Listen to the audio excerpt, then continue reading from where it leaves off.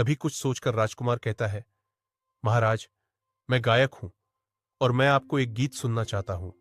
यह सुनकर राजा कहते हैं, ठीक है, आप सुनाइए। राजा के इशारे पर पीछे से ढोल बजने लगते हैं और राजकुमार गीत गाने लगा है।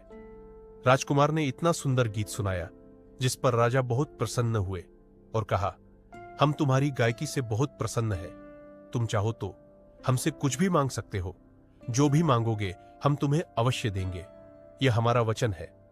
राजकुमार कहने लगा, महाराज, कहीं ऐसा ना हो कि मैं आपसे कुछ मांगू और आप अपनी कही हुई बात से मुकर जाए, इसलिए रहने दीजिए।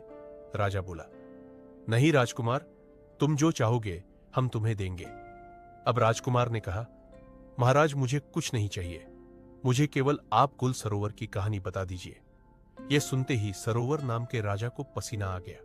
उन्होंने कहा, यह तुमने क्या मांग लिया? तुम मुझसे मेरा पूरा साम्राज्य मांग लेते तो भी मैं खुशी खुशी दे देता, लेकिन तुमने मुझसे यह कैसा सवाल पूछ लिया? यह कहानी मैं जानता तो हूं, लेकिन मैं तुम्हें बता नहीं सकता। तभी राजकुमार ने कहा, महाराज, कुछ देर पहले आपने ही तो कहा था कि जो भी मांगूंगा आप वह देंगे।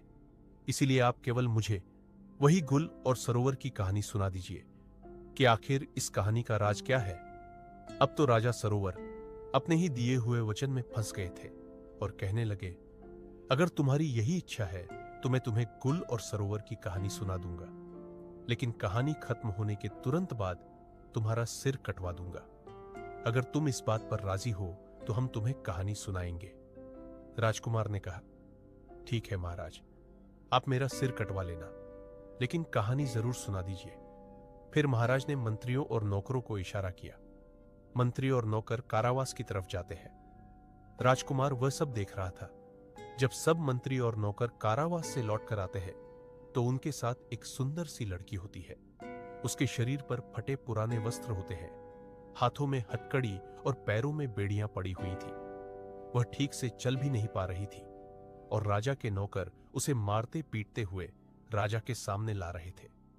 जब राजकुमार ने यह सब देखा तो वह आश्चर्य से बोला, महाराज, यह सब क्या है? मेरे समझ में नहीं आया।